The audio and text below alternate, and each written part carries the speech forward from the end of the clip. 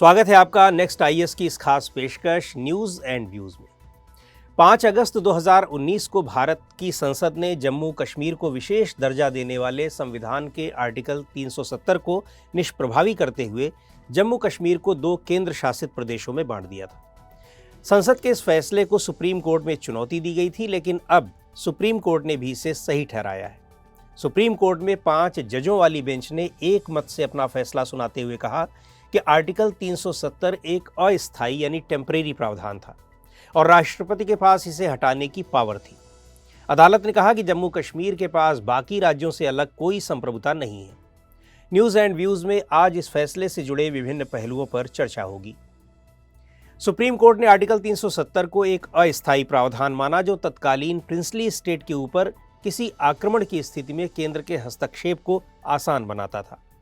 Court ने इसे हटाने के लिए अगस्त 2019 में इस्तेमाल की गई राष्ट्रपति की शक्तियों को भी सही ठहराया और कोर्ट ने कहा कि अनुच्छेद 370 को निरस्त करने की संसद या राष्ट्रपति की शक्ति 1957 में जम्मू कश्मीर राज्य की संविधान सभा के विघटन के साथ खत्म नहीं हो जाती। 1949 में कर्ण सिंह की घोषणा के संदर्भ में सुप्रीम कोर्ट ने पाया कि भारतीय संघ में शामिल होने के बाद जम्मू कश्मीर हमेशा संप्रभुता या आंतरिक संप्रभुता का दावा नहीं कर सकता। सुप्रीम कोर्ट ने उस ओर ध्यान दिलाया जब 1949 में युवराज कर्ण सिंह को जम्मू कश्मीर का उत्तराधिकारी बनाया गया और उन्होंने घोषणा की कि अब राज्य की फुल एंड फाइनल सॉवरेनिटी को भारत को सरेंडर कर दिया गया है। इसके साथ ही सुप्रीम कोर्ट ने ट्रुथ एंड रिकंसिलिएशन कमीशन के गठन का आदेश भी दिया। यह कमीशन 1980 के दशक से राज्य और नॉन स्टेट एक्टर्स द्वारा किए गए ह्यूमन राइट्स वायलेशंस की जांच करेगा। सुप्रीम कोर्ट ने राज्य को पूर्ण राज्य का दर्जा देने और फिर से चुनाव कराने के केंद्र के आश्वासन को स्वीकार किया और इसे जल्द से जल्द पूरा करने के लिए कहा है। चुनाव के मामले में सुप्रीम कोर्ट ने इलेक्शन कमीशन ऑफ इंडिया को आदेश दिया है कि वो 30 सितंबर 2024 से पहले जम्मू कश्मीर में विधानसभा चुनाव कराए। इतिहास की नज़र में जम्मू कश्मीर के स्पेशल स्टेटस को देखें तो भारत के संविधान में आर्टिकल 370 जम्मू कश्मीर को विशेष दर्जा देने वाला एक प्रावधान था। मार्च 1948 में कश्मीर के महाराजा हरि सिंह ने राज्य में एक अंतरिम सरकार गठित की और शेख अब्दुल्ला को इसका प्रधानमंत्री बनाया गया। जुलाई 1949 में शेख अब्दुल्ला और उनके 3 सहयोगियों ने भारत की संविधान सभा से बातचीत शुरू की और फिर राज्य के लिए स्पेशल दर्जा हासिल कर लिया। इसी के साथ आर्टिकल 370 की शुरुआत होती है। इस विशेष दर्जे में राज्य को कुछ छूट दी गई कि वो अपना अलग संविधान और झंडा रख सकता है। भारतीय न्यायपालिका को भी वहां सीमित अधिकार दिए गए। इस संबंध में आर्टिकल 35A के बारे में भी जानना बहुत जरूरी है। आर्टिकल 370 के तहत ही 35A 1954 में राष्ट्रपति के एक आदेश से जोड़ा गया। यह आर्टिकल टेरिटरी रेगुलेशंस के पुराने प्रावधानों को जारी रखने वाला था। इसके तहत राज्य की विधायिका इलाके में स्थायी निवासियों को परिभाषित कर सकती थी। अब सवाल यह है कि जम्मू कश्मीर को विशेष दर्जा दिया क्यों गया? दरअसल जम्मू कश्मीर को विशेष राज्य का दर्जा इसलिए दिया गया क्योंकि स्वतंत्रता के बाद परिस्थितियां ही ऐसी थी। भारत और पाकिस्तान डोमिनियन के बीच सैंडविच की तरह फंसा ये राज्य जल्दबाजी में ये फैसला नहीं कर पाया कि उसे भारत में रहना चाहिए या फिर पाकिस्तान में, यानी दोनों में से किस देश के साथ जाना चाहिए।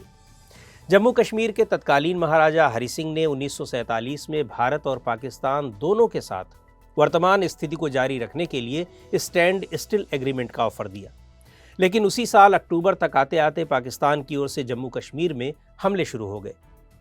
भारत के तत्कालीन गवर्नर जनरल माउंटबेटन को भेजे गए पत्र में महाराजा हरि सिंह ने भारत से मदद मांगी, लेकिन बिना भारत में शामिल हुए कोई मदद नहीं की जा सकती थी।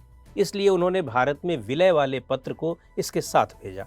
इसमें उन्होंने उन मसलों का जिक्र किया जिन पर भारत की विधायिका को कानून बनाने की शक्ति हासिल थी। शेष सभी शक्तियां राज्य के पास रखी गई। भारत के लिए जो विषय रखे गए उनमें रक्षा, विदेश और संचार थे। और अब बात करते हैं इसके एब्रोगेशन यानी निरस्तीकरण पर कि किन आधार पर इसे हटाया गया। 5 अगस्त 2019 को भारत के राष्ट्रपति ने जम्मू कश्मीर के संबंध में एक संवैधानिक आदेश जारी किया। यह आदेश भारतीय संविधान में एक नए आर्टिकल 367 क्लॉज 4 का प्रावधान करता है। इस आदेश ने आर्टिकल 370 क्लॉज 3 में दिए गए राज्य की संविधान सभा के स्थान पर राज्य की विधानसभा कर दिया। ठीक उसी दिन संसद ने आर्टिकल 370 को हटाने वाला बिल पास कर दिया। इससे पहले का जो जम्मू कश्मीर राज्य था वो अब दो हिस्सों में बंट गया, जम्मू कश्मीर और लद्दाख।